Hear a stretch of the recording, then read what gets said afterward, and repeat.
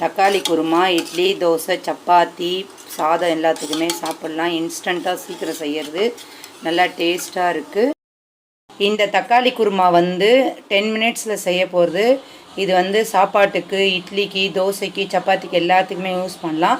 First இதுக்கு தேவையான masala ready பண்ணிக்கலாம். மசாலா என்னன்னா, ஒரு 5 தக்காளி, பழுத்த தக்காளி எடுத்து வாஷ் பண்ணி கட் பண்ணி வச்சுருக்கேன். இப்போ இதை ஆட் பண்ணிக்கிறேன். இப்போ இதில் ஒரு துண்டு இஞ்சி ஆட் பண்ணிக்கிறேன். இதில் ஒரு 6-7 பல்லு பூண்டு ஆட் பண்ணிக்கிறேன்.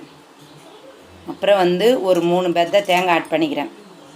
அரை ஸ்பூன் சோம்பு ஆட் பண்ணிக்கிறேன். இப்போ இதை நல்லா ஃபைன் பேஸ்ட்டாக அரைச்சிக்கலாம். ஃபஸ்ட்டு பேஸ்ட்டாக அரைச்சாச்சு.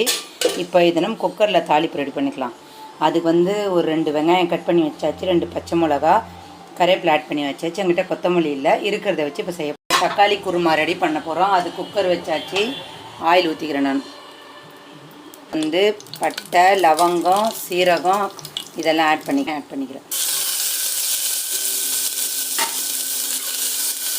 பச்சை மிளகாய் ஆட் பண்ணிக்கிறேன். கருவேப்பிலை ஆட் பண்ணிக்கிறேன். இது வதங்கிறதுக்கு தேவையான கல்லுப்பு ஆட் பண்ணிக்கிறேன். காயெல்லாம் நல்லா வதங்கிடுச்சு. இப்போ நம்ம அரைச்சி வச்சுருக்க மசாலா ஆட் பண்ணிக்கலாம். ஒரு 1/4 டீஸ்பூன் மஞ்சாத்தூள், ஒரு ஸ்பூன் குழம்பு மிளகாத்தூள், அரை ஸ்பூன் கனம் மசாலா. இப்போ இது எல்லாத்தையும் நல்லா மிக்ஸ் பண்ணிவிட்டு ஒரே ஒரு விசில் வச்சுக்கலாம். நம்ம தக்காளி குருமா ரெடி ஆகிடுச்சு. நல்லா டேஸ்ட்டாக இன்ஸ்டண்ட்டாக ஒரு 10 மினிட்ஸ் ரெடி பண்ணிட்டோம். இட்லி, தோசை, சப்பாத்தி, சாதத்துக்கு கூட நல்லாயிருக்கும்.